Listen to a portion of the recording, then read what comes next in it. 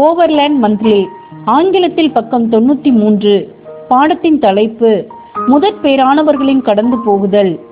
இஸ்ரேலர்களால் ஆசரிக்கப்பட்டதான முதன்மையான நினைவு கூறுதல் என்பது பஸ்கா ஆகும். பஸ்கா என்பது இஸ்ரேலர்களுடைய சரித்திரத்தின் மிக சிறப்பு வாய்ந்த நிகழ்வுகளில் ஒன்றிற்கான ஆசரிப்பாகும். பாவ நிவாரண நாளானது அவர்களது மத சார்பற்ற ஆண்டினுடைய துவக்கத்தில் இடம்பெறுவது போன்று இந்த பஸ்காவானது அவர்களது மத சார்புடைய ஆண்டின் துவக்கத்தில் இடம்பெறுகின்றதா இருக்கின்றது. இந்த பஸ்கா என்பது அவர்களது தேசத்தினுடைய பிறப்பு தொடர்புடையதா இருக்கின்றது. அந்த குறிப்பிட்ட காலப்பகுதியில் தேவன் எகிப்தின் அரியணையில் அடிப்பணியாத மனமுடைய பார்வோனை கொண்டு வந்தார் என்பதாக வேத வாக்கியங்கள் தெரிவிக்கின்றன. அரியணையை அடைவதற்கு மற்ற நபர்கள் வரிசையில் காணப்பட்டிருந்தாலும் கூட இந்த மனிதன் அரியணையை அடையத்தக்கதாக தேவன் விசேஷமாய் உதவினார் என்று இம்மனுஷனுடைய இயல்பான வணங்கா கழுத்து தன்மையின் மூலமாகவும் வீண் பிடிவாதத்தின் மூலமாகவும் இவரது நடத்தையானது அவசியமாக்கிவிடும் மற்றும் ஏற்றதாக்கிடும் வாதைகள் ஒவ்வொன்றிலும் தெய்வீக வல்லமையானது வெளிப்படத்தக்கதாக இம்மனுஷன் அரியணையை அடைவதற்கு தேவன் இவருக்கு விசேஷமாய் உதவினார் என்று வேத வாக்கியங்கள் தெரிவிக்கின்றன. என்னுடைய வல்லமையை உன்னிடத்தில் காண்பிக்கும்படியாகவும் என் நாமம் பூமியில் எங்கும் பிரஸ்தாபமாகும்படியாகவும் உன்னை நிலைநிறுத்தினேன்.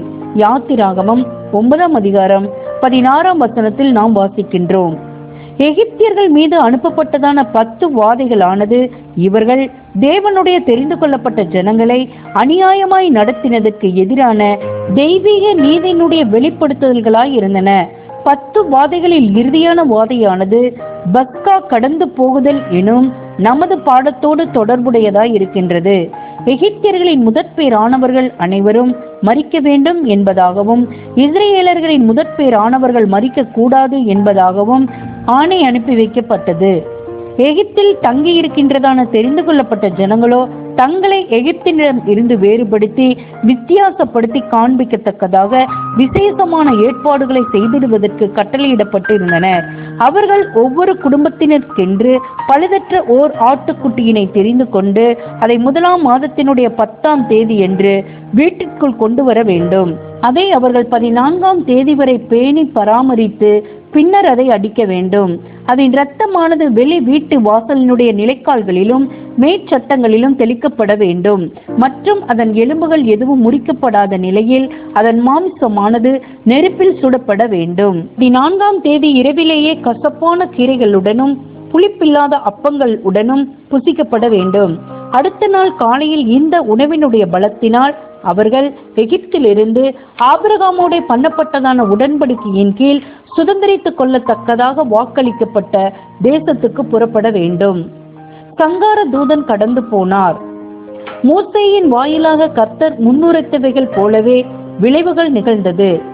எகிப்தியர்களின் முதற்பேரானவர்கள் அந்த இரவில் மரித்தார்கள் மற்றும் தெரிந்தெடுக்கப்பட்ட ஜனங்களின் முதற்பேரானவர்களோ கடந்து போகப்பட்டார்கள் அல்லது தப்புவிக்கப்பட்டனர்.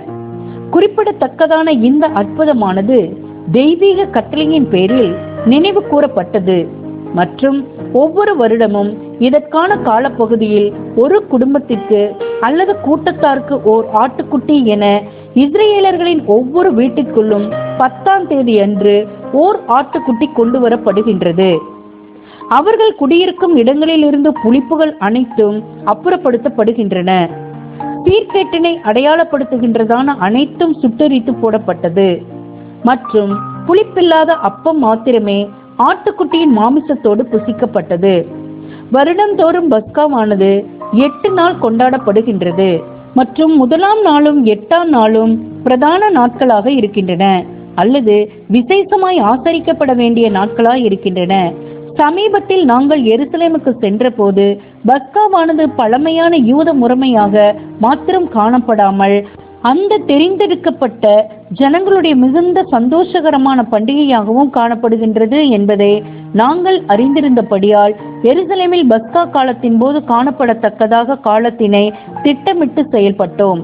இஸ்ரேல் ஆனது அவர்களுக்கு ஆதி காலங்களில் பாராட்டப்பட்டதான தெய்வீக தயவுகளில் ஒன்றினை கொண்டாடுகின்றது மற்றும் இவ்வாசரிப்பானது வேத வாக்கியங்களில் எழுதப்பட்டிருக்கிறபடி இன்னும் எதிர்காலத்தில் தேவன் இன்னும் குறிப்பிடத்தக்க விதத்தில் தம்மை வெளிப்படுத்துவது குறித்த தீர்க்க தரிசனங்களை அவர்களுக்கு நினைப்பூட்டுகின்றது. ஆதலால் இதோ நாட்கள் வரும், அப்பொழுது இஸ்ரேல் புத்திரரை எகிப்து தேசத்திலிருந்து வரப்பண்ணின கர்த்தருடைய ஜீவனை கொண்டு இனிமேல் சத்தியம் பண்ணாமல் இஸ்ரேல் புத்திரரை வட தேசத்திலும் தாம் அவர்களை துரத்திவிட்ட எல்லா தேசங்களிலும் இருந்து வரப்பண்ணின கர்த்தருடைய ஜீவனை கொண்டு சத்தியம் பண்ணுவார்கள். நான் அவர்கள் பிதாக்களுக்கு கொடுத்த அவர்களுடைய தேசத்திற்கு அவர்களை திரும்பி வர பண்ணுவேன் என்று கர்த்தர் சொல்லுகிறார். எரேமியா 16ஆம் அதிகாரம் 14ஆம் வசனம் மற்றும் 15ஆம் வசனம். மீண்டுமாக இதோ நாட்கள் வரும் என்று கர்த்தர் சொல்லுகிறார். அப்பொழுது இஸ்ரேல் குடும்பத்தோடும் யூதா குடும்பத்தோடும் புது உடன்படிக்கை பண்ணுவேன். நான் அவர்கள் பிதாக்களை எகிப்து தேசத்தில் இருந்து அழைத்து வர கைப்பிடித்த நாளிலே அவர்களோட பண்ணின உடன்படிக்கையின்படி அல்ல. ஏனெனில் நான் அவர்களுக்கு நாயகராய் இருந்தும் அந்த என் உடன்படிக்கை அவர்கள் மீறி அவமாக்கி போட்டார்களே என்று கர்த்தர் சொல்லுகிறார். எரேமியா 31ஆம் அதிகாரம் 31ஆம் வசனம் மற்றும் 32ஆம் வசனம் என்ற வேத வாக்கியங்களை நினைப்பூட்டுகின்றது.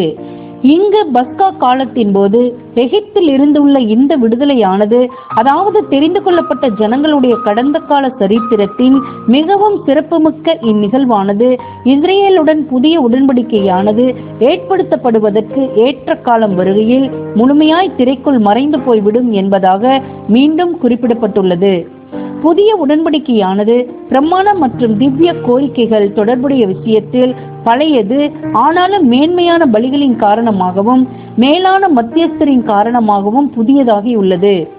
சீனாயின் உடன்படிக்கையினுடைய மத்தியஸ்தராகிய மோசே ஜனங்களுக்கு அவர்களுடைய மத்தியஸ்தராக பணி புரிந்திடுவதற்கான தனது பிரயாசங்கள் அனைத்திலும் உண்மையாயிருந்து செய்தவைகளை காட்டிலும் இந்த மேலான மத்தியஸ்தர் இஸ்ரேலுக்கு மேன்மையானவைகளை செய்வார். இந்த மேலான மத்தியஸ்தர் மற்றும் இவரால் ஆன மேன்மையான உடன்படிக்கை குறித்தே மோசே, உன் தேவனாகிய கர்த்தர் என்னை போல ஆனால் பெரியவர், என்னுடைய நிஜமானவர், ஒரு தீர்க்கதரிசியை உனக்காக உன் நடுவே உன் சகோதரில் இருந்து எழும்ப பண்ணுவார். அவர் உங்களுக்கு சொல்லும் எல்லாவற்றிலும் அவருக்கு செவி கொடுப்பீர்களாக. அந்த தீர்க்கதரிசியின் சொல் கேளாதவன் எவனோ அவன் ஜனத்தில் இராதபடிக்கு நிர்மூலமாக்கப்படுவான் என்று கூறினார். உபாகமம் 18ஆம் அதிகாரம் 15ஆம் வசனம் மற்றும் அப்போஸ்தலர் 3ஆம் அதிகாரம் 22ஆம் வசனம் மற்றும் 23ஆம் வசனம். எருசலேமில் நிகழ்ந்த பஸ்கா அன்று மாலையில் ஒவ்வொரு யூத குடும்பமும் அதற்கு ஆயத்தமான நிலைமையில் காணப்பட்டனர். யூத ஆண்டு குறிப்பேட்டின்படியான 1ஆம் மாதத்தினுடைய 10ஆம் தேதியை தாண்டி நாங்கள் எருசலேமுக்கு வந்தபடியால் குடும்பங்கள் ஆட்டுக்குட்டிகளை தெரிந்தெடுப்பதை எங்களால் பார்க்க முடியவில்லை. ஆட்டுக்குட்டிகள் ஏற்கனவே வீடுகளுக்கு கொண்டு செல்லப்பட்டன. ஆசரிப்புக்கான பல்வேறு ஆயத்தங்கள் பண்ணப்பட்டதான காலப்பகுதியில் நாங்கள் அங்கு காணப்பட்டதால் அவைகளை நாங்கள் பார்த்தோம்.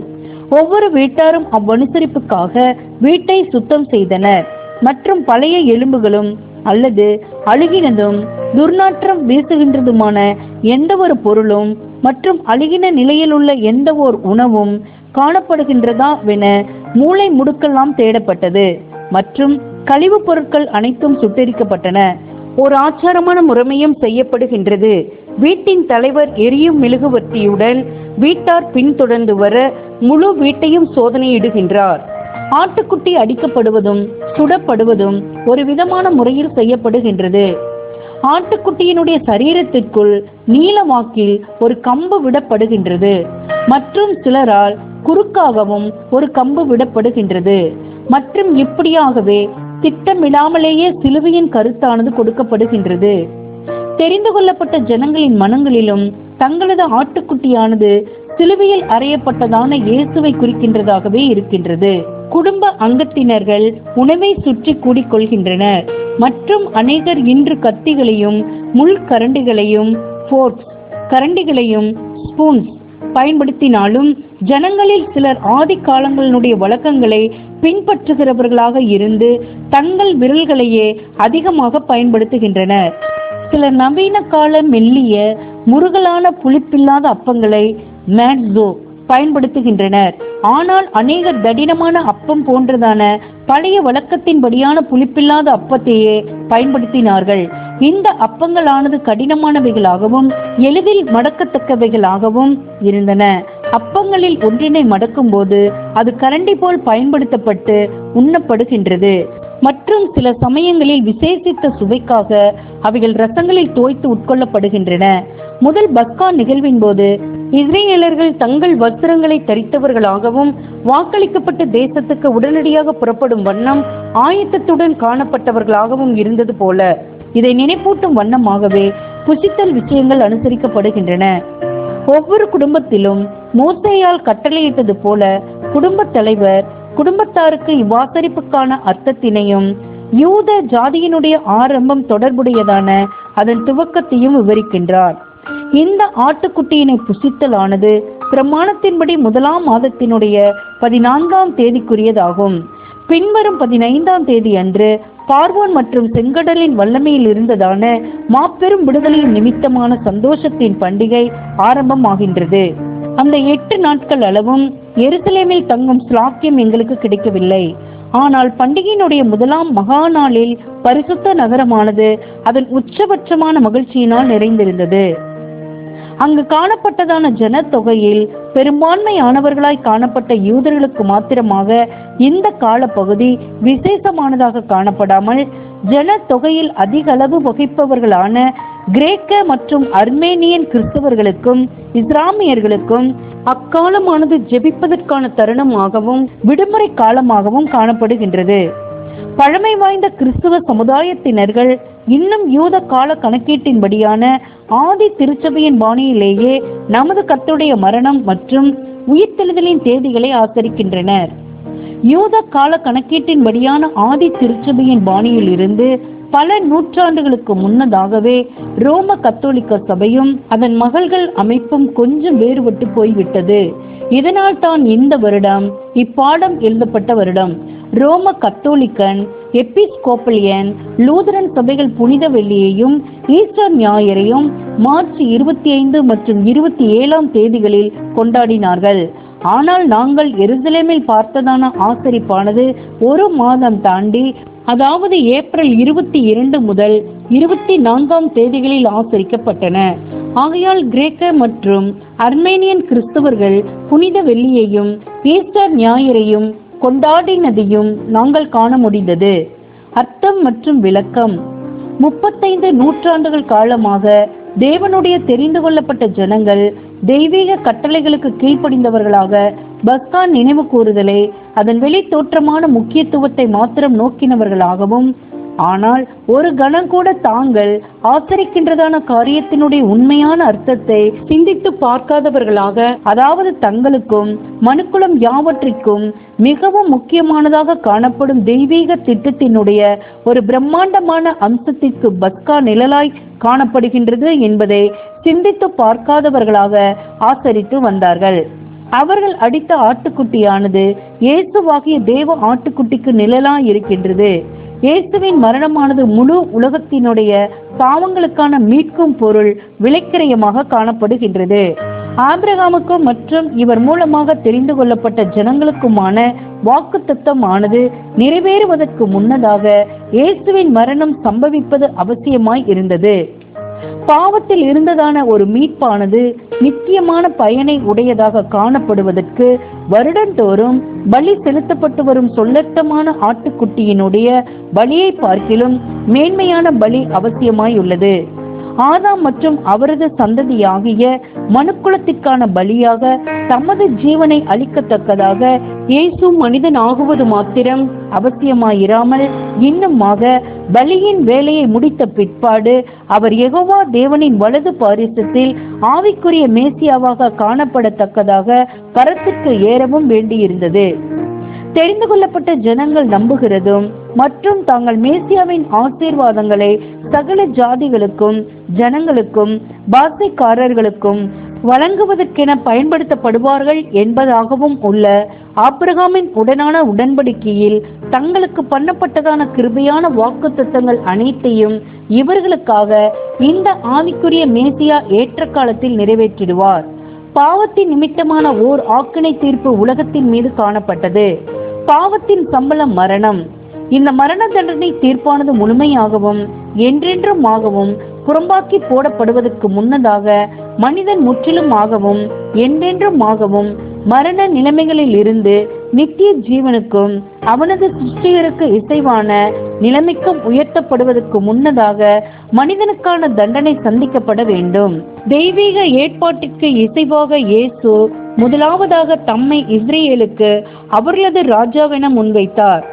ஆனால் அவரிடம் ஐஸ்வர்யமோ படைகளோ செல்வாக்கு மிக்க நண்பர்களோ இல்லாததினால் அவர்களால் அவரை தங்களது மேசியாவென பார்க்க முடியவில்லை. அவரை வஞ்சகன் என்று அலட்சியப்படுத்தினார்கள். அவர் தம்மை தேவகுமாரன் என்றும் அவர்களது இரட்சகர் என்றும் கூறின போது அவரை போலியானவர் என்றும் தேவனை தூஷிக்கிறவர் என்றும் மரணத்துக்கு பாத்திரமானவர் என்றும் எண்ணினார்கள். அவருக்கு தங்களது ஆலோசனை சங்கத்துக்கு முன்னதாக தீர்ப்பளித்த பிற்பாடு அவருக்கு மரண தீர்ப்பை நிறைவேற்றிடுவதற்கு அவர்கள் அதிகாரம் பெற்றிராததால் ரோம தேசாதிபதியினால் செவிகொடுக்கப்படுகின்றதான ஒரே குற்றச்சாட்டினை, அதாவது ரோம சக்கரவர்த்திக்கு எதிரான துரோகம் எனும் குற்றச்சாட்டினை அவர் மேல் சுமத்தினார்கள். ராஜ துரோக விஷயத்தில் இயேசுவோடே கூட பிலாத்துவையும் சம்பந்தப்படுத்தி விடுவார்கள் என்று பிலாத்துவை அச்சுறுத்தி நிஜமான பஸ்கா ஆட்டுக்குட்டியினை இறுதியில் சிலுவையில் அறைந்து போட்டார்கள். அவர்கள் தங்களது பஸ்கா ஆட்டுக்குட்டியினை சுடுவதற்கென குத்திக் கொள்வது போன்ற விதத்தில் அவர் சிலுவையின் மீது அகல கிடத்தப்பட்டார். 1ஆம் மாதம் 10ஆம் தேதி அன்று, 1ஆம் மாதத்தின் 10ஆம் தேதியாகிய ஏற்ற வேளையில் தெரிந்து கொள்ளப்பட்ட ஜனங்கள் பஸ்காவிற்கான தங்களது ஆட்டுக்குட்டியினை எடுத்துக்கொள்வது போன்று இயேசு தம்மை தேவ ஆட்டுக்குட்டியாக முன்வைத்தார். மற்றும் அவர் ஏற்றுக்கொள்ளப்படாமல் மறுக்கப்பட்டார் என்பதையும் நாம் கவனிப்போமாக. அவர் தம்மை முன்வைத்ததானது துல்லியமாக அதே நாளிலும் மற்றும் சகரியா தீர்க்க தரிசியினால் குறிப்பிடப்பட்டுள்ள அதே விதத்திலும் துல்லியமாக காணப்பட்டது. சீயோன் குமாரத்தியே மிகவும் களிகூறு, எருசலேம் குமாரத்தியே கெம்பீரி, இதோ உன் ராஜா உன்னிடத்தில் வருகிறார். அவர் நீதி உள்ளவரும் இரட்சிக்கிறவரும் தாழ்மை உள்ளவரும் கழுதியின் மேலும் கழுதை குட்டியாகிய மரியின் மேலும் ஏறி வருகிறவருமாய் இருக்கிறார். அவர் ஜாதிகளுக்கு சமாதானம் கூறுவார். அவருடைய ஆளுகை ஒரு சமுத்திரம் தொடங்கி மறு சமுத்திரம் வரைக்கும், நதி தொடங்கி பூமியின் எல்லைகள் பரியந்தமும் செல்லும். சகரியா 9ஆம் அதிகாரம் 9ஆம் வசனம் மற்றும் 10ஆம் வசனம். நாம் ஏற்கனவே பார்த்துள்ளபடி இந்த தீர்க்க தரிசனமானது அப்படியே நிறைவேறினது. தீர்க்க தரிசி முன்னுரைத்தது போலவே இஸ்ரேலுக்கான இரட்டிப்பான அனுபவங்களானது ஆரம்பித்த அதே நாளில் தானே நிறைவேறினது. சுய திருப்தியின் காரணமாக தெரிந்து கொள்ளப்பட்ட ஜனங்கள் குருடாக்கப்பட்டனர் மற்றும் தாழ்மையாய் வந்த ராஜாவினை ஏற்க மறுத்துவிட்டனர் மற்றும் அவரை தங்களது பஸ்கா ஆட்டுக்குட்டியாக ஏற்றுக்கொள்வதற்கும் மற்றும் அவரை தங்களது இதயங்களுக்குள்ளும் இல்லங்களுக்குள்ளும் ஏற்றுக்கொள்வதற்கும் மறுத்துவிட்டனர். எனினும் அவர் இந்த அருமையான நிழலினை நிறைவேற்றிடுவதற்கு தொடர்ந்தார். நிஜமான பஸ்கா ஆட்டுக்குட்டி என அவர் நிழலுக்கு இசைவாக 14ஆம் தேதி அன்று மரித்தார். தெரிந்து கொள்ளப்பட்ட ஜனங்களில் சிலர் அவர் வாயிலாக ஒரு மாபெரும் ஆசீர்வாதத்தினை பெற்றுக் கொண்டனர். அதாவது தாழ்மையான கீழ்ப்படிதலான உண்மையான இறுதிய நிலையினை பெற்றிருந்தவர்களான இயேசுவின் அப்போஸ்தலர்களும் ஜனங்களில் சிலரும் மாபெரும் ஆசீர்வாதத்தினை பெற்றுக் கொண்டனர். இவர்கள் இயேசுவின் மூலமான தேவனுடைய கிருபையாகிய ஆட்டுக்குட்டியையும் புளிப்பில்லாத அப்பத்தையும் புசித்தார்கள். இவர்கள் இயேசுவினுடைய இரத்தம் விசுவாச வீட்டாருடைய இருதயங்களின் நிலைக்கால்களிலும் மேற்சட்டங்களிலும் தெளிக்கப்படுவதை அடையாளம் கண்டு கொண்டனர். பிற்பாடு இவர்கள் தேவ ஆட்டுக்குட்டியினுடைய மரணத்தினை தங்களது நம்பிக்கைகள், சந்தோஷங்கள் மற்றும் ஆசீர்வாதங்கள் அனைத்திற்குமான அஸ்திபாரம் என ஆசரிப்பதற்கு முடிகின்றவர்கள் ஆனார்கள் மற்றும் இன்னும் ஆசரித்தும் வருகின்றனர். இவர்கள் தரித்திரராகவோ ஐஸ்வர்யவான்களாகவோ காணப்பட்டாலும் சரி, பூமிக்குரிய விஷயங்கள் சார்ந்த இவர்களது கணங்கள் அதிகமாகவோ அல்லது கொஞ்சமாகவோ காணப்பட்டாலும் சரி, இவர்கள் ஆண்டவருடைய தயவில் தொடர்ந்து வலிமையூட்டுதலை அடைந்தவர்களாக இருந்தனர். உயிர்த்தெழுதலின் மூலமாக இயேசு முதற்பலன் கதிர்கட்டான பிற்பாடு பெந்தேகோஸ்தே நாளின் போது 50ஆம் நாளின் போது இவர்கள் பிதாவினால் அங்கீகரிக்கப்பட்டார்கள். பிதா இவர்களை உயர்தலத்தில் ஏற்றுக்கொண்டு பரிசுத்த ஆவியினால் ஜெனிப்பித்து மற்றும் இவர்கள் இயேசுவின் அடிச்சுவடுகளை பின்பற்றுவதில் உண்மையுள்ளவர்களாக காணப்பட்டால் இவர்கள் தேவ ஆட்டுக்குட்டியானவரின் மாபெரும் வெற்றியிலும் பூமிக்குரிய ஆசீர்வாதங்களானது தேவனுடைய தெரிந்து கொள்ளப்பட்ட ஜனங்கள் ஆகிய இஸ்ரேலுக்கு சீக்கிரத்தில் வர இருக்கின்றதான ஆவிக்குரிய ராஜ்யத்திலும் பங்காளிகளாக காணப்படலாம் என்று இவர்கள் கவனத்துக்கு கொண்டு வருகின்றார். மேசியா யூதர்களின் ராஜாவாக மாத்திரம் காணப்படாமல் சகரியா தீர்க்க தரிசனம் குறிப்பிடுவது போன்று அவருடைய ராஜ்யம் ஒரு சமுத்திரம் தொடங்கி மறு சமுத்திரம் வரைக்கும் செல்லும்.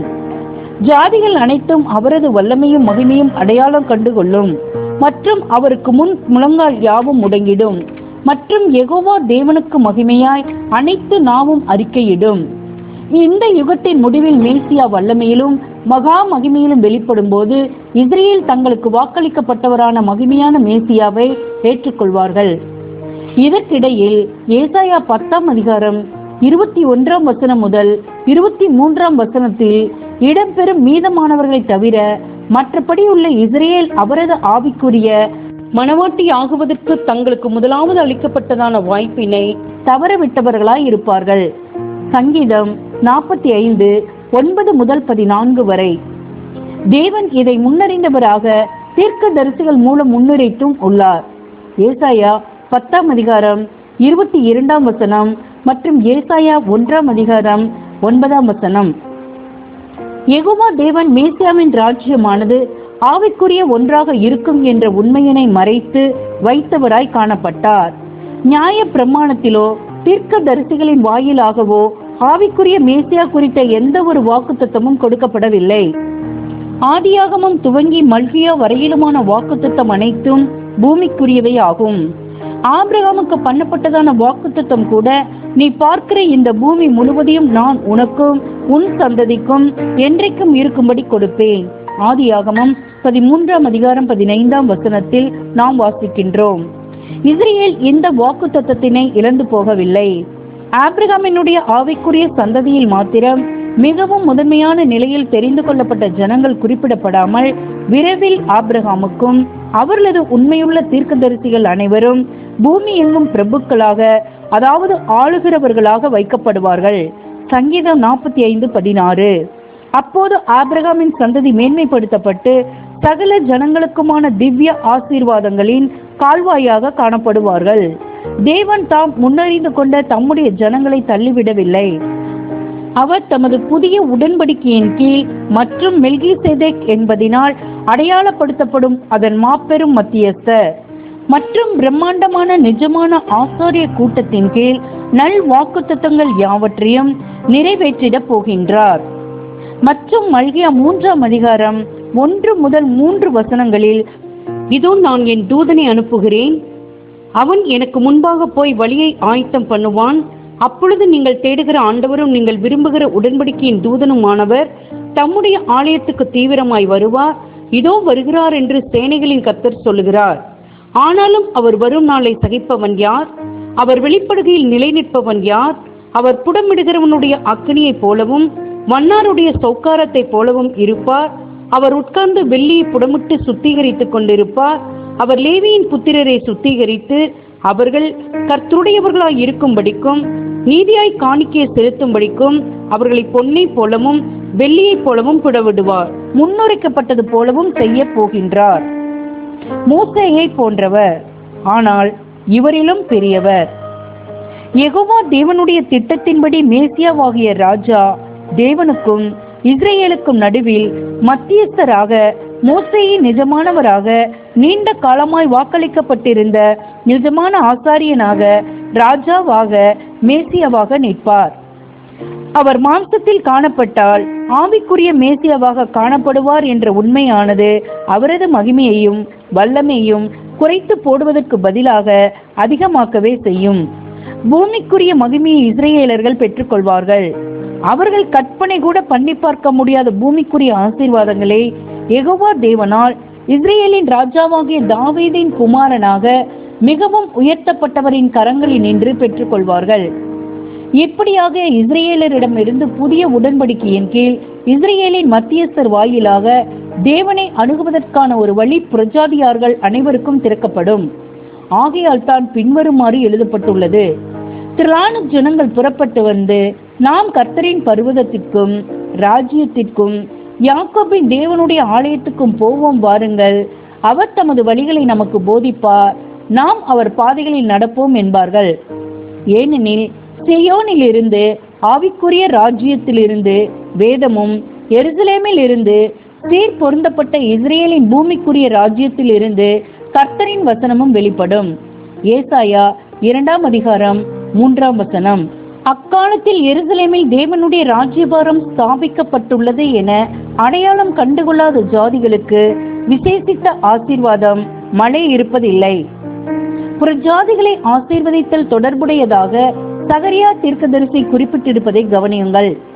அவர் ஜாதிகளுக்கு சமாதானம் கூறுவார். கேஜேவி. வேற்றினத்தாருக்கு அமைதியை அறிவிப்பார். திருவிவிலியம் சகரியா 9ஆம் அதிகாரம் 10ஆம் வசனத்தில் வாசிக்கின்றோம்.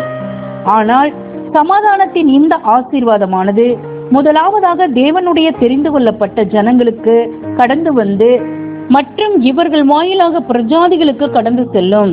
இது மாத்திரமல்லாமல் இதே விஷயங்கள் ஆவிக்குரிய இஸ்ரேலர்களின் தெரிந்து கொள்ளுதலிலும் பொருந்துகின்றதா இருக்கும். தீர்க்கதரிசி குறிப்பிட்டிருப்பது போல தெரிந்து கொள்ளப்பட்டவர்களில் மீதியானவர்கள் மேசியாவிற்காக ஆயத்தமாய் இருந்தார்கள் என்றும் இயேசுவை ஏற்றுக்கொண்டார்கள் என்றும் பெந்தகோஸ்தே ஆசீர்வாதங்களை பெற்றுக்கொண்டார்கள் என்றும் நாம் ஏற்கனவே பார்த்திருக்கின்றோம்.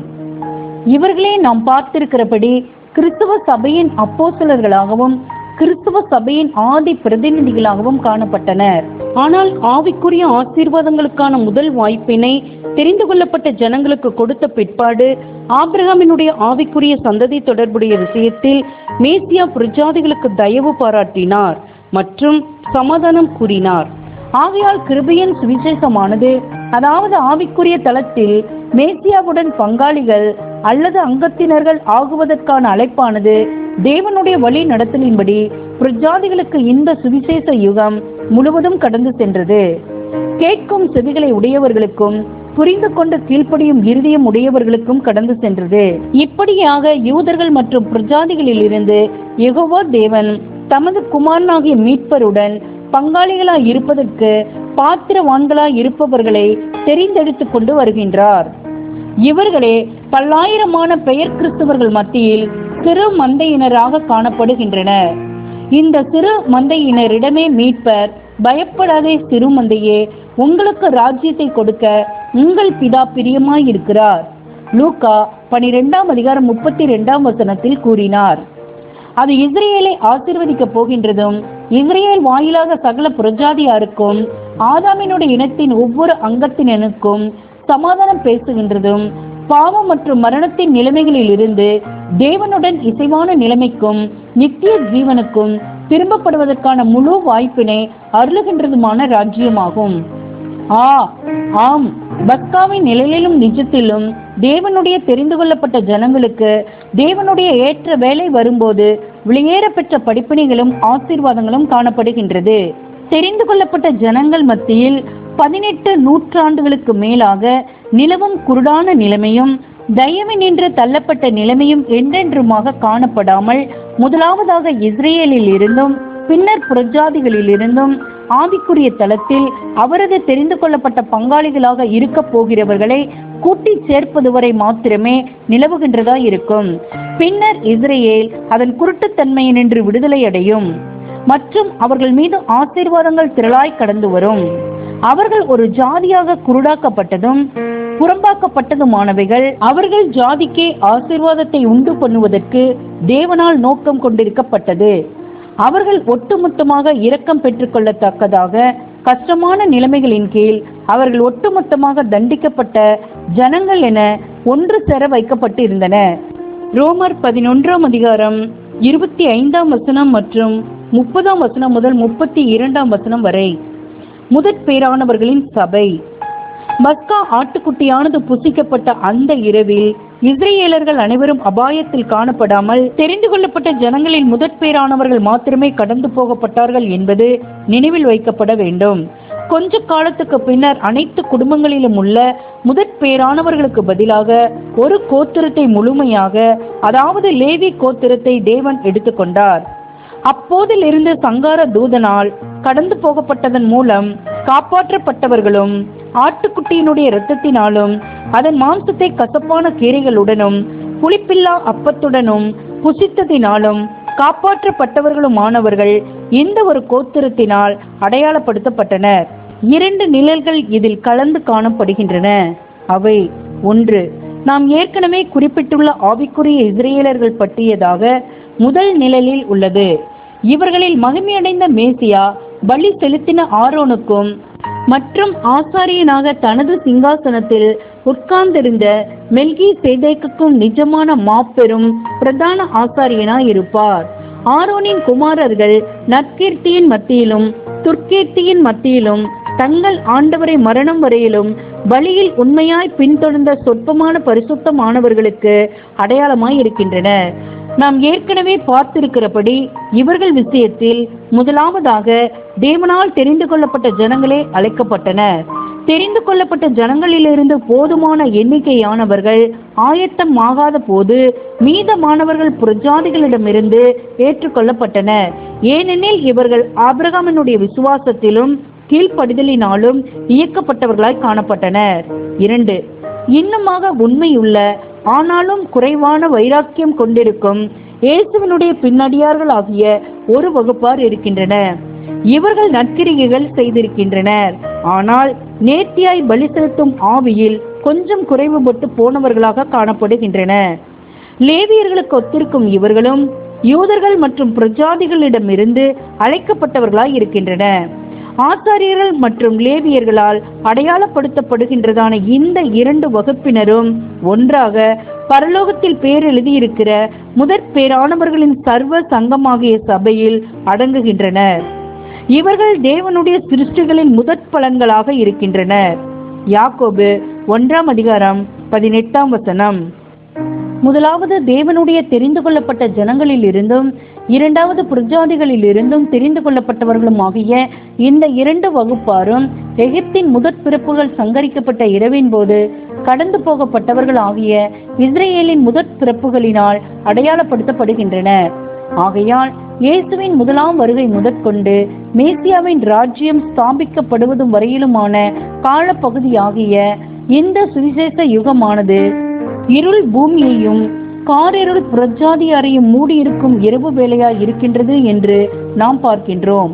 பஸ்கா ஆட்டுக்குட்டியாகிய 1 கொரிந்தியர் 5:7 இயேசுவின் இரத்தமானது விசுவாச வீட்டாரினால் வீட்டு வாசலில் நிலைக்கால்களில் தெளிக்கப்படுகின்றது மற்றும் அதன் பாதுகாப்பின் கீழ் அவர்கள் காணப்படுகின்றனர். மற்றும் சத்தியமாகிய புளிப்பில்லாத அப்பத்திலும் விசுவாசியினால் ஏற்றுக்கொள்ளப்பட்டதும் தன்னை இணைத்து கொண்டதுமான பலியினால் ஆன பலத்திலும் இலவசமான ஆசீர்வாதத்திலும் பங்கு கொள்ளலாம்.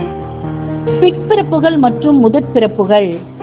இந்த சுவிசேஷ யுகம் ஆகிய இரவில் தெய்வாதீனமாக மரணத்தில் இருந்து ஜீவனுக்குள் வந்ததான, அதாவது கடந்து போகப்பட்டவர்களாகிய முதற் பிறப்புகள் மாத்திரமே ரட்சிக்கப்படுவார்கள் என எண்ணினதில் நம்மை அநேகர் பெரிய தவறிழைத்துள்ளோம். தேவனுடைய தெரிந்து கொள்ளப்பட்ட ஜனங்களின் மூலம் அவர்களது பஸ்காவில் நமக்கு கொடுக்கப்பட்டுள்ளதான நிழலை அல்லது காட்சியை பார்க்கும் பொழுது வேறு கருத்து வெளிப்படுகின்றது. இஸ்ரேலில் முதற்பேரானவர்கள் மாத்திரமே ரட்சிக்கப்பட்டார்கள் என்பதற்கு பதிலாக சம்பவ பதிவானது அந்த இருளான இரவை தொடர்ந்து முதற்பேரானவர்களுக்கு மாத்திரமல்லாமல் இஸ்ரேலர்கள் அனைவருக்கும் அடிமைத்தனத்தினின்று வெளியேறுவதற்கும் சந்தோஷத்திற்கும் ஆசீர்வாதத்திற்கும் உரிய காலை வந்தது. நிழலில் முதற்பேரானவர்கள் இருளில் இருந்தும் அடிமைத்தனத்தில் இருந்தும் வெளிச்சத்திற்கும் மற்றும் விடுதலைக்கும் ஜனங்களை வழிநடத்தும் மத தலைவர்கள் ஆகிய ஆசாரியர்களாகவும் லேவியர்களாகவும் ஆனது போல யூதர்கள் மற்றும் பிரஜாதிகளிலும் இருந்து இந்த சுவிசேஷ யுகத்தில் தேர்ந்தெடுக்கப்பட்டதான மேசியாவின் சபையும் இஸ்ரேலை, அதாவது தேவனுடைய தெரிந்து கொள்ளப்பட்ட ஜனங்களின் கோத்திரங்கள் அனைத்தையும் பாவம் மற்றும் மரணத்தினுடைய வல்லமையில் இருந்து ஏற்ற காலத்தில், அதாவது மேசியாவின் ராஜ்யம் ஆகிய புதிய யுகத்தினுடைய காலையில் வெளியே கொண்டு வருவார்கள். நிழலில் தேவனுடைய தெரிந்து கொள்ளப்பட்ட ஜனங்களை வெளியே வழிநடத்தின மோசே ஆவிக்குரிய தளத்தில் உள்ள இந்த மாபெரும் மேசியாவுக்கு நிழலாய் காணப்படுகின்றார். இந்த மாபெரும் மேசியா சீக்கிரத்தில் தம்முடைய ஜனங்களாகிய இஸ்ரேலை வெளியே கொண்டு வந்து நாம் இதுவரையிலும் உணர்ந்திருக்கின்றதான ஆபிரகாமின் வாக்குத்தத்தத்தில் அடங்கும் ஆசீர்வாதங்கள், ஸ்லாக்கியங்கள் மற்றும் தயவுகள் அனைத்தையும் அவர்களுக்கு அருளுவார். தேவனுடைய தெரிந்து கொள்ளப்பட்ட ஜனங்கள் மாத்திரமே எகிப்திய அடிமைத்தனத்தினின்று விடுவிக்கப்பட்டார்கள் என்பதும், இவர்கள் மாத்திரமே செங்கடலில் வெட்டாந்தரையில் கடந்து சென்றார்கள் என்பதும், மற்றும் இவர்களுக்கு மாத்திரமே வனாந்தரத்தில் விசேஷமான தெய்வீக ஏற்பாடுகள் காணப்பட்டன என்பதுமான உண்மைகளின் நிமித்தமாக மேசியா ஆபிரகாமின் மாம்சீக சந்ததியாரை மாத்திரமே ஆசீர்வதிப்பார் என்று புரிந்து கொள்ளப்படக்கூடாது. பிதாக்களின் நிமித்தமாக இன்னமும் பிரியமானவர்களாக காணப்படுகின்றவர்களும் தேவனுடன் உடன்படிக்கை உறவுக்குள் கொண்டு வரப்பட்டவர்களுமான தேவனுடைய தெரிந்து கொள்ளப்பட்ட ஜனங்களுக்கே முதலாவது ஆசீர்வாதம் கடந்து வரும். மற்ற ஜாதிகள் நிழலில் குறிப்பிடப்படவில்லை. காரணம், மாபெரும் மத்தியஸ்தராகிய மேசியாவின் வாயிலாக தேவனுடன் உறவுக்குள் ஐக்கியத்திற்குள் அவர்கள் வர வேண்டும் எனில் அவர்கள் சியோனின் குடிமக்கள் ஆகி, அதாவது தேவனுடைய தெரிந்து கொள்ளப்பட்ட ஜனங்களில் அங்கத்தினர்கள் ஆகிட வேண்டும். இது சில நல்ல கிறிஸ்தவ ஜனங்களுக்கும் நல் திறமிக்க வேதத்தின் மாணாக்கர்களுக்கும் ஆச்சரியமாய் இருக்கும். ஏனெனில் இவர்களில் அநேகர் புதிய உடன்படிக்கை தொடர்புடையதான தெய்வீக வாக்கு தத்தங்களினுடைய குறிப்பிட்ட சில அம்சங்களை கவனிக்க தவறிவிட்டனர். இந்த உடன்படிக்கையானது தேவனுக்கும் அவரது தெரிந்து கொள்ளப்பட்ட ஜனங்களுக்கும் இடையில் பண்ணப்படுமே ஒழிய வேறெந்த ஜாதியாரோடும் பண்ணப்படுகிறதில்லை என்று நமக்கு தெளிவாய் கூறப்பட்டுள்ளது. ஆகவே ஆபிரகாமுக்கான தேவனுடைய உடன்படிக்கை மற்றும் வாக்குத்தத்தத்துக்கு ஏற்ப இஸ்ரேல் வாயிலாக பூமியில் உள்ள வம்சங்கள் எல்லாம் ஆசீர்வதிக்கப்படும். இஸ்ரேலுடன் புதிய நியாய பிரமாண உடன்படிக்கை பண்ணப்படுதலானது மற்ற ஜாதியார்களை ஆசீர்வதித்திடும். காரணம், மோசேயிலும் பெரியவரால் மத்தியஸ்தம் பண்ணப்படுகின்றதான புதிய நியாய பிரமாண உடன்படிக்கையினுடைய நிபந்தனைகளின் கீழ் வருவதற்கான வாய்ப்பானது சகல ஜனங்களுக்கும் ஜாதிகளுக்கும் அருளப்பட்டிருக்கும். அந்த உடன்படிக்கையின் கீழ் வருவது என்பது மோசேயினுடைய நியாய பிரமாணத்தில் வெளிப்படுத்தப்பட்டிருக்கின்றதும் அதனிலும் மேலான விளக்கம் கொண்டுள்ளதும் நியாய பிரமாணத்தின் நிறைவேறுதலுமான அன்பு எனும் தெய்வீக பிரமாணத்துக்கு முழுமையாய் கீழ்பட்டிருப்பதை குறிக்கின்றதா இருக்கும். தேவனுடைய தெரிந்து கொள்ளப்பட்ட ஜனங்களை இப்படி முதலாவது ஆசீர்வதிக்கும் மாபெரும் மேசியா தயவுள்ள தயவுகளை ஏற்றுக்கொள்வதற்கும் திவ்ய பிரமாணங்களுக்கு இணங்கிடுவதற்கும் விரும்புகின்ற ஜாதிகள் மற்றும் ஜனங்கள் அனைவருக்கும் ஊழியம் புரிந்திட சுத்தமாய் இருப்பார். இப்படியாக சகல ஜாதிகளும் மேசியாவினுடைய ஆளுகையின் போது படிப்படியாக ஆபிரகாமின் சந்ததியார் ஆகுவார்கள். மேசியாவினுடைய ஆளுகையின் முடிவில் இப்படியாக ஆபிரகாமுக்கான தேவனுடைய வாக்குத்தத்தமானது நிறைவேறும். உன் சந்ததி வானத்தின் நட்சத்திரங்களைப் போலவும் கடற்கரை மணலைப் போலவும் பெருகவே பெருகுவார்கள். இங்கு இரண்டு சந்ததிகளும் தெளிவாய் குறிப்பிடப்பட்டுள்ளனர். அவை, ஒன்று, ஆவிக்குரிய தளத்திலுள்ள ஆவிக்குரிய அல்லது மேசியா சந்ததி, அதாவது நிஜமான ஆசாரியர்கள் மற்றும் லேவியர்கள் நட்சத்திரத்தினால் அடையாளப்படுத்தப்பட்டுள்ளனர். 2, புதிய உடன்படிக்கையினுடைய மேசியாவின் மத்தியஸ்தம் மூலமாக பூமியின் சகல ஜாதிகளினுடைய கீழ்ப்படிதலை தனக்குள் எடுத்துக்கொள்ளும் இஸ்ரேலின் நிமித்தமாக ஆபிரகாமினுடைய சந்ததி பெருகி வரும். மற்றும் மேசியாவினுடைய ராஜ்யத்தின் முடிவில் மனுக்குலம் முழுவதும் தேவனுடைய தெரிந்து கொள்ளப்பட்ட ஜனங்களுக்குள்ளும் தெரிந்து கொள்ளப்பட்ட ஜனங்களாகவும் காணப்படுவார்கள். ஏனெனில் மோசேயை காட்டிலும் பெரிய ராஜாவுக்கும் ஆசாரியனுக்கும் தீர்க்கதரிசிக்கும் செவி கொடுக்கவும் கீழ்ப்படியவும் மறுப்பவர்கள் ஜீவனில் இருந்து இரண்டாம் மரணத்துக்குள் நித்தியமான அழிவுக்குள் அறுப்புண்டு போவார்கள். ரீப்ரின்ஸ் பக்கம் 43-35. பாடத்தின் தலைப்பு சபை மற்றும் பஸ்கா. சபையானது பஸ்கா பலியில் ஒரு பங்கு கொண்டுள்ளதாக நாம் வலியுறுத்துகின்றோம் என்று எண்ணிக்கொண்டதில் விமர்சகர் தவறிழைத்துள்ளார். பஸ்கா ஆட்டுக்குட்டிக்கான நிஜம் நமது கர்த்தர் மாத்திரமே ஆவார் என்றே நாம் வலியுறுத்துகின்றோம். இது நம்முடைய பஸ்காவாகிய கிறிஸ்து நமக்காக பலியிடப்பட்டிருக்கிறாரே, ஆதலால் பண்டிகை ஆசரிக்க கடவோம் என்ற வார்த்தைகளுக்கு இசைவாய் காணப்படுகின்றது. 1 கொரிந்தியர் 5-ம் அதிகாரம் 7-ம் வசனம் மற்றும் 8-ம் வசனம். பஸ்கா ஆட்டுக்குட்டியானது எலும்புகள் எதுவும் முறிக்கப்படாத நிலையில் சுடப்பட்டு ஆயத்தம் பண்ணப்பட வேண்டும். இது இப்படியாக நமது கர்த்தரை மாத்திரமே அடையாளப்படுத்தப்படுகின்றதே ஒழிய அவரது அங்கத்தினர்களை, சபையை அடையாளப்படுத்தப்படுகிறதில்லை. ஆனால் பாவ நிவாரண பலிகளில் ஒன்றில் தகன பலிக்கான ஆட்டுக்கடாவானது சந்து சந்தாக துண்டிக்கப்பட்டது மற்றும் துண்டுகள் கழுவப்பட்டு தலையோடே கூட பலிபீடத்தில் வைக்கப்பட்டது. தனித்தனியாக ஆனால் ஒன்றாய் தேவனுக்கு செலுத்தப்படுகின்ற கிறிஸ்துவையும் அவரது அங்கத்தினர்களையும் அடையாளப்படுத்துகின்றதா இருக்கின்றது. அங்கத்தினர்கள் தலையினுடைய புண்ணியத்தின் கீழ் காணப்படுகின்றனர். பஸ்காவானது அனைத்து ஜனங்களுக்கானதல்ல, மாறாக முதற்பேர் ஆனவர்களுக்கு மாத்திரமானதே ஆகும். இது இந்த சுவிசேஷ யுகத்தின் சபைக்கான, அதாவது முதற்பேர் ஆனவர்களின் சபை என்று அழைக்கப்படுகிறவர்களுக்கான கிறிஸ்துவினுடைய வேலையை அடையாளப்படுத்துகின்றதா இருக்கின்றது. சபை தனது சொந்த விடுதலையை அவளாகவே கொண்டு வந்து விடவில்லை. அது கிருபையினாலும் தெய்வீக அன்பினாலும் உண்டானதாகும். இஸ்ரேலின் முதற்பேர் ஆனவர்களை கடந்து போகுதல் என்பது சீனாய் மலையில் இஸ்ரேலோடு நியாய பிரமாண உடன்படிக்கையானது பண்ணப்படுவதற்கு வழி நடத்தினது போல இந்த சுவிசேஷ யுகத்தில் முதற்பேரானவர்களின் சபை கடந்து போகுதல் என்பது மாம்சீக இஸ்ரேலர்களையும் உலகத்தையும் ஆசீர்வதிப்பதற்கான புதிய உடன்படிக்கையின் நிறுவுதலுக்கு வழிநடத்துகின்றதா இருக்கின்றது. தலையும் இந்த சுவிசேஷ யுகத்தின் போது மனுக்குலத்தின் மத்தியிலிருந்து தேவனால் தெரிந்து கொள்ளப்படுகின்றதான சரீரமும் ஆகிய கிறிஸ்துவுக்கு அடையாளமான மோசே நியாய பிரமாண உடன்படிக்கைக்கு மத்தியஸ்தரானார். காளை மற்றும் ஆட்டினுடைய இரத்தத்தை மோசே எடுத்து தேவன் அல்லது தெய்வீக நீதியை அடையாளப்படுத்தப்படுகின்றதான நியாய பிரமாண புஸ்தகத்தின் மீது தெளித்தார் மற்றும் அடுத்து ஜனங்கள் மீது தெளித்து இப்படியாக அந்த உடன்படிக்கையின் மூலமாக தேவனையும் ஜனங்களையும் ஒப்புரவாக்கினார். நிஜமான காளையின், இயேசுவின் மற்றும் நிஜமான வெள்ளாட்டு கடாவாகிய சபையின் இரத்தமானது புதிய நியாய பிரமாண உடன்படிக்கையினை சேர்த்து முத்திரையிடும். நிஜம் சீக்கிரத்தில் நிகழும். நிஜமான மோசேயின், நிஜமான மத்தியஸ்தரின் உருவாக்குதலானது சீக்கிரத்தில் நிறைவேறி தீரும்.